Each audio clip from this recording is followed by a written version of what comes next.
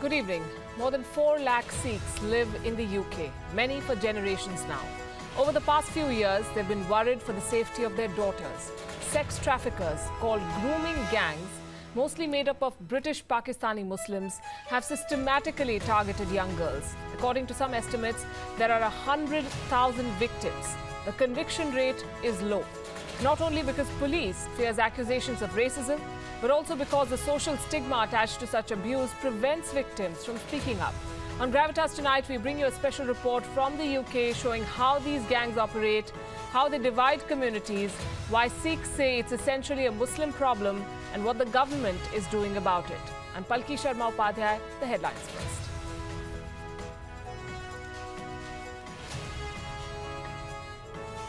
Emphasis to hire 10,000 Americans over 2 years, weeks after Trump clamped down on the H-1B visas. Is this the beginning of the end of outsourcing?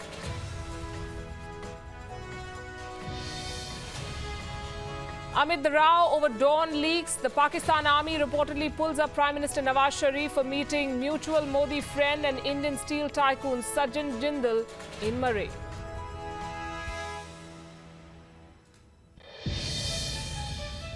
In a first, China publicly wraps government officials accusing them of funding and supporting the Dalai Lama. Beijing says they're undermining, quote-unquote, the fight against separatism. And political crisis in Nepal as the coalition ally quits government.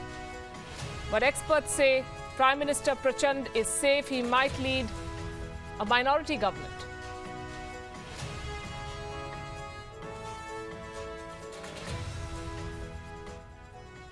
Also on the show, as we said, a special report all about the gangs of Britain.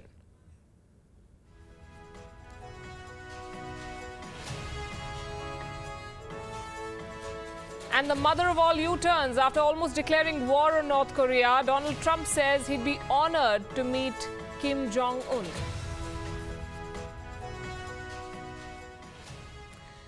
But first, India has got an unwelcome reminder of China's plans for this region. An article in the state-run Global Times clearly setting forth Beijing's strategic and economic ambitions for South Asia for the first time, including mediating on Kashmir.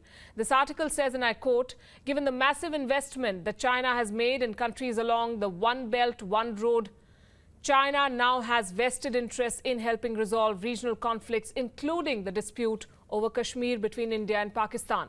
Although not an official comment, China could be sending out a trial balloon through this article in an effort to gauge reactions in India and other parts of the world and the region.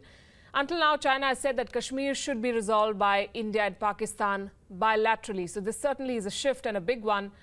The article said that it would be tough for China to mediate between India and Pakistan. China would have to be careful when dealing with big powers like India. But it warned that China had a right to get involved since it was investing $50 billion in Pakistan-occupied Kashmir. Also, it had a duty to help Chinese enterprises that were investing or planning to invest in this region. The Global Times article claimed that Beijing was already mediating between Myanmar and Bangladesh over the Rohingya refugees, and it claimed that its economic strength gave China the influence to resolve conflict. So what really are India's options? At the diplomatic level, India should tell China to mind its own business. China should be made to realize that the high cost of investing in the One Belt and Road project in occupied Kashmir, and as some experts have advised, the project should be made unviable. India should use every other leverage to inflict heavy costs on China. And joining us this evening on this story, we have Professor Swaran Singh from the School of International Studies at the JNU. He's currently in Taiwan, joining us on Skype. Also, Taha Siddiqui, WION's Pakistan Bureau Chief, with us from Islamabad. Good evening to both of you. Professor Singh, did India see this coming?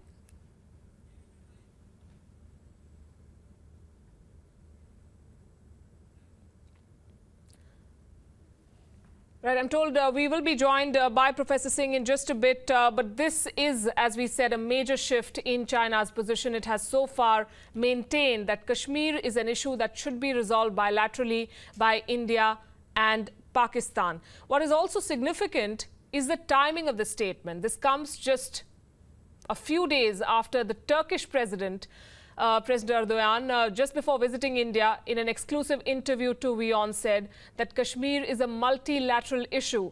Of course, Turkey is a friend of Pakistan and was forwarding Pakistan's agenda here.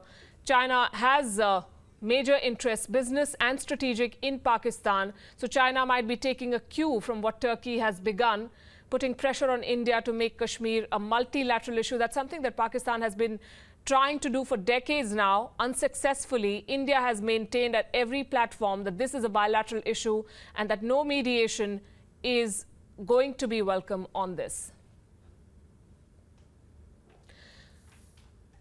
And before we go to our guests from Taiwan and Islamabad, we also have my colleague Pratyush Dubey joining us from the newsroom. Pratyush, India has been wary of this project by Beijing for months now, and now we have good reason to believe why those fears were not unfounded. Absolutely. And in fact, ever since this report came out in Global Times, Palki, we've been trying to reach across to ME officials. And off the record, they have said something that, you could sum it up by saying that they said, look, we knew this was coming. We told you so. This is exactly what China has been planning for a very long point of time. Some of them even spoke about the fact that once Erdogan spoke about multilateral intervention in this area, this is something China would pick up on, and we've just had further proof today. So what would happen if China wants to mediate, and why does it want to do so? So it says that we have economic interests in this area, we'd want peace in this area, we'd want to settle a dispute that India says is not a dispute really. It is an act of aggression through which Pakistan occupied portions of what is an inalienable part of India. But now, by making this statement, two things that China really wants to do is, one, definitely bring international attention onto this conflict, internationalize the situation, try and say that, listen, Turkey wants to mediate, I want to mediate because I have vested interest in this region, and so there is definitely a case, a consensus to sort of try and reach some sort of an agreement in this area. This is one thing that they would want. Second, to put pressure on India, just have a bigger stick to beat India up with when it comes to issues of territorial integrity. This is something that China has been planning for a very long point of time. This was just the opportune moment for them to come forward and do this. Right. Taha Siddiqui joining us from Islamabad. Taha, is China doing this at Pakistan's behest? Well, we do know that Pakistan and China enjoy very close relations, and because of the fact that there is a lot of investment that China is foreseeing in Pakistan in the next decade or so with regards to the China-Pakistan economic corridor. And then not just this is a new project, but then the Pakistani sort of alliance with China always sort of has been hedging against India in the sense that we've seen that there is military alliance also. Pakistan's military equipment and factories and even nuclear plants in Pakistan have been manufactured by China. So definitely the relationship is quite close and is one of that benefits China in its own ways, and Pakistan in its own ways vis-a-vis with the relation they independently have with India. Right. Of course, the other point here is that one of the points that Pratyush, this article made was that China's recent mediation between Myanmar and Bangladesh over Rohingya issue shows the increased ability of Beijing to resolve conflicts beyond its borders to maintain regional stability. How should India see this? Is this a provocation? Is this an attempt at testing waters?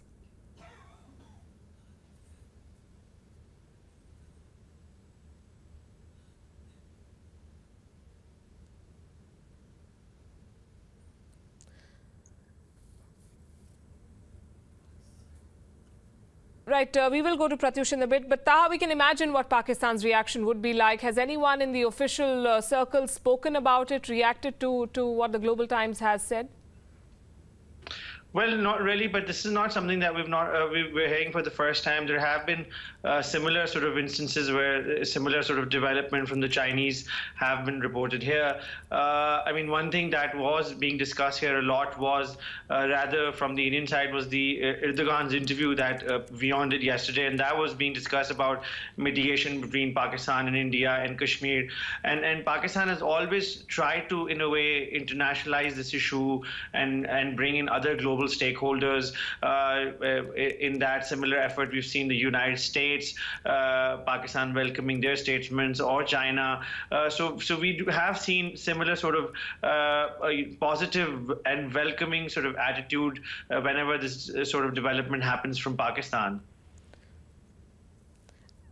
And when Beijing talks about conflict resolution in the region, it seems to be not addressing the elephant in the room, that is Balochistan. That's where China has made a lot of investments. And is China then offering to resolve the situation there as well?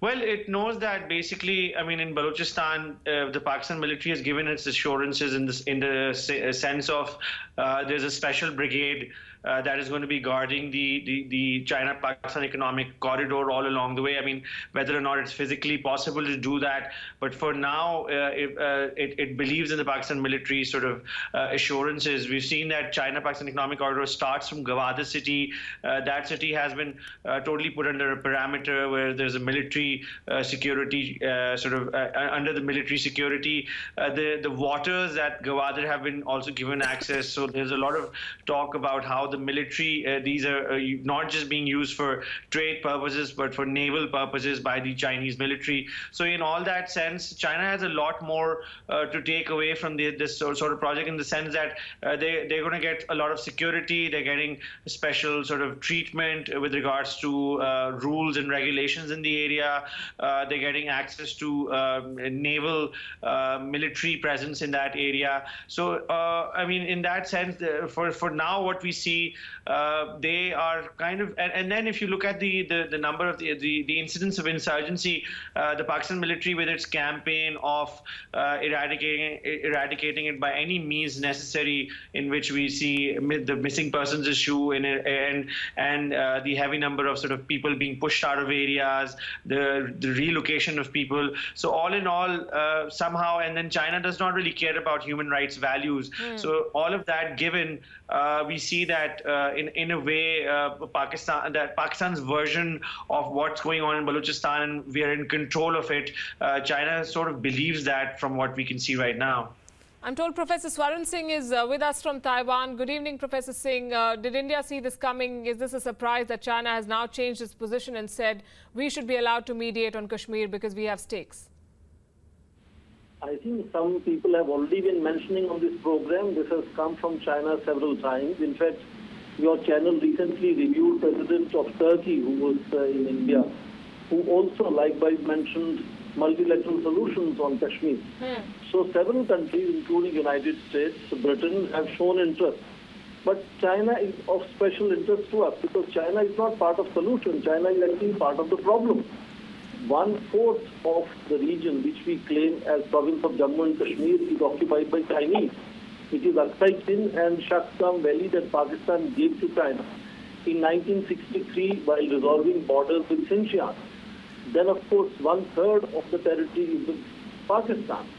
We also understand that India and Pakistan have a clear understanding of this being a bilateral dispute, and China does not claim any part of that large province. They, in fact, have said in 1963 treaty that once the sovereignty issue is decided between India and Pakistan, China will renegotiate. So fundamentally, China, if anything, can be part of the problem but not part of solution. Secondly, I think this is a newspaper which is known to be fairly firebrand mouthpiece of the party. So it is used to talking such things about India very often. I don't think we need to really bother much about the subject. They are only saying that in case their investments are finally coming to fruition in this region, then they have reason to think of resolving these issues so that their stakes are really taken care of. So in that sense, first of all, I think we all understand that China-Pakistan economic corridor is not coming true in any hurry. So it's a really long-drawn process that also is clearly understood that maybe by that time China will be really coming on board after India and Pakistan have resolved this issue. So these are really long-term, it's a kite-flying exercise that Global Time is doing. So I don't think, just like we keep ignoring other countries saying something of this nature, we should also begin to ignore Chinese comments of this kind. Only if it was so easy to ignore, because Chinese comments aren't just limited to comments. This is what has come now, but we know that troop deployment has been happening in Pakistan-occupied Kashmir for months now in the name of humanitarian assistance.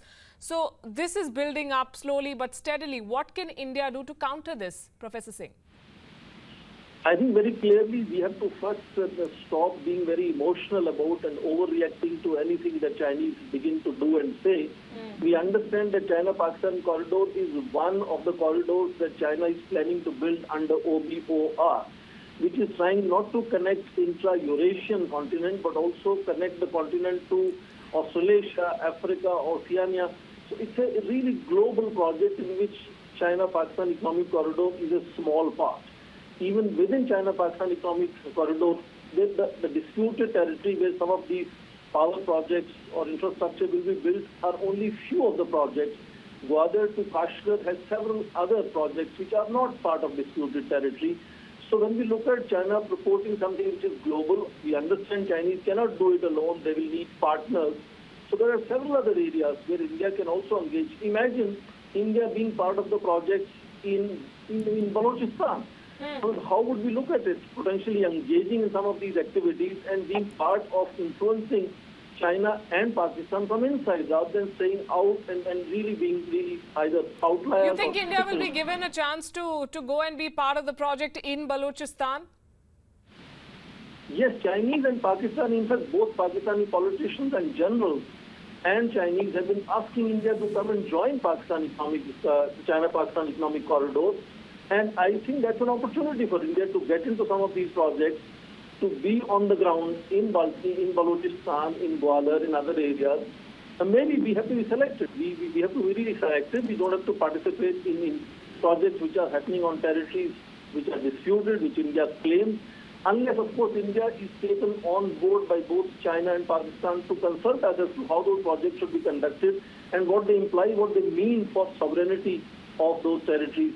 Of course, they have repeatedly also clarified. Recently, Foreign Minister Wang Yi was giving a press conference saying that it is an economic project, has no relationship to political and border issues. Of course, it is for us to whether we need to trust and we want to trust them or not want to trust them.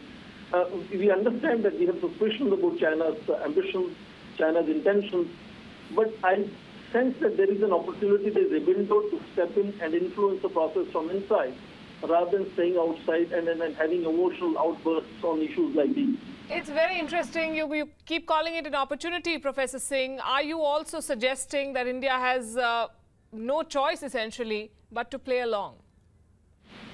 I think it's difficult to say in foreign policy, in real politics, there's no matter of easy choices to make. There are always costs attached to whatever initiatives India would take. India could choose to start a parallel exercise of influencing neighbors by offering them similar infrastructure building facilities, by giving them credit lines, loans, technologies. I'm not sure which is more beneficial, which is more cost effective, whether we plug along in a very selective manner, things that we think we are comfortable doing with Chinese. Indeed, if you look at it, China is already engaged in Indian market in all our e-commerce, in your e-wallet, for example, Paytm, in your Snapdeal right now in Taiwan, Foxconn and Alibaba are investing tremendously. So it's not that we are not doing business with Chinese. We are doing business with Chinese enormously. Maybe when it comes to Kashmir, when it comes to Pakistan, Pakistan has successfully kind of hoisted this China-Pakistan economic corridor as being the axis of OBOR, which is nonsense. OBOR is really much bigger imagination, and China-Pakistan economic corridor is only a minuscule part of it. We are talking here of trillions of dollars of investments in next 50 years or so. Here we are talking of only about $46 to $50 billion. Yes, we are. We have to put things in perspective. Sure, we are doing business with Pakistan, with China, but unlike Pakistan, we're doing it on our own terms. Taha, when we're talking about the money spent, China is talking about the $50 billion, but reports say that Pakistan eventually will have to shell out a lot more, and no one to start with ever imagined that this was going to be an easy affair. China always knew what was at stake, what were the regions it was targeting. So what has changed now? What is also interesting, Taha, is the fact that China only recently said that we do not need any goods from Pakistan. So is this an attempt to mollify, if I may, a junior partner? Well, if you go by the economics of it, and there's been quite a lot written on this in the English press here, and some researchers that I've spoken to who are working on the economic side of the China-Pakistan economic corridor. And regularly we get to know a few things. The loans that China is giving out to Pakistan to sort of build this infrastructure, they're being given out on terms of China themselves and have to be paid back with Chinese labor and Chinese machinery and Chinese expertise. So in a way, the net gain is of China. But yes, the Pakistanis will get some infrastructure in their country. Other than that, there's been talk of special economic zones that will be formed. And these special economic zones, again, have only Chinese factories that can be set up with Chinese workers only. So again, this would be given to China on a lease for a certain period of amount, for a certain period of time. So basically, special economic zones, again, for the Chinese. From what we're hearing is that, yes, the China-Pakistan economic corridor will have some distribution of wealth in Pakistan, but it will be for a certain select people, and this distribution of wealth will not be for the people of, let's say, Balochistan, who have genuine grievances, who do not have hospitals, who do not have schools. That's not what the focus is. It's a focus on having a nexus with the rich ruling elite of Pakistan and making sure that they benefit out of it, which includes, for example, the Pakistan military, the Pakistani ruling parties, the ones who are ruling in Balochistan, the ones who are ruling in the federal government, and basically having a nexus with them, even to the extent recently we found out, again, there are big issues of transparency when it comes to China-Pakistan economic corridor, and a lot of statements contradict each other when the ministers talk, and the government is not really giving us the full picture here in Pakistan. But for example, the electricity prices that have been agreed upon with China, they have been at a much higher rate than what China is giving to other regional partners that it has in South Asia. So all in all, I mean, there are these questions of whether or not Pakistan will benefit, but given the overall economic situation and given the Pakistan's dependency on foreign aid with the United States, we know this, or with other donors around, and its sort of incapacity to, and the failure to provide for its own citizens, and the state's failure. So in that sense, China coming with this $50 billion sort of offer is somewhat going to save the economy in some ways, at least as far as the perception is concerned at home. Right, and also the aid that China is giving to Pakistan to tide over the financial crisis. Professor Singh, my final question, we may want to wrap it in euphemisms like the grander vision and opportunity for growth for everyone involved. But would you agree the fact here is this, that this One Belt, One Road project is more about territorial ambitions and less about trade? And if there was any doubt in anyone's mind about this, this move by China, this suggestion by China has dispelled it. Territorial ambitions at best will be an outcome of it, and that again is not certain. The fundamental driver for this grand vision of President Xi Jinping comes from China's compulsion. China's economy has begun to stagnate. Their state-owned enterprises are debt-driven. They have overcapacity of capital and infrastructure building. This is going to cause unrest and political turmoil for China. So they have to find a way of continuous growth of their economy, and they need to invest outside as they have already saturated inside. So this is political compulsions, economic compulsions of China, which are pushing them for such a grand vision. Now, end result, maybe if some of it succeeds, yes, China's footprint will be larger. China will be able to use global manufacturing chains, supply chains to dump their cheap commodities all over the world. But should we really get scared of such a grand vision? I think we also need to understand that China has created this grand vision, but it cannot implement it alone. It needs major partners if the vision has to be implemented the way it is being outlined. So if we really get into this hype and panic and respond in terms of emotional overreaction, I think we will be on the losing side.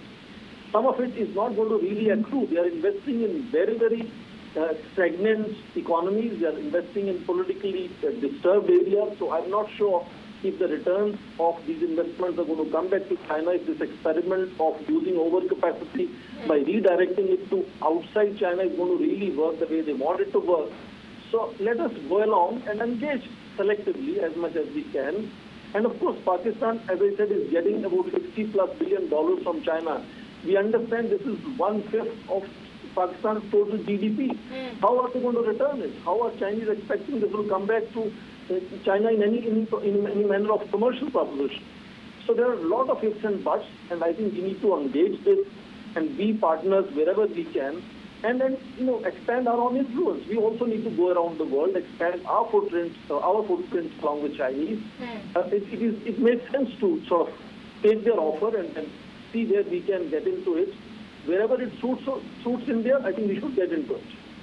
Right. China, of course, is laying a debt trap, as many say, for the neighborhood. And, well, you're calling it an emotional reaction. I say this is India's way of telling China that this is where we draw the line, that Kashmir remains a bilateral issue. Your investments are your problem. But thanks very much for joining us. Appreciate your time and your perspective. Professor Singh and Taha Siddiqui, thank you very much for being with us on Gravitas this evening. We're taking a break. Still ahead, why are Sikhs and Sikh parents in the UK especially taking their daughters out of the country, and what do they blame British Pakistanis for?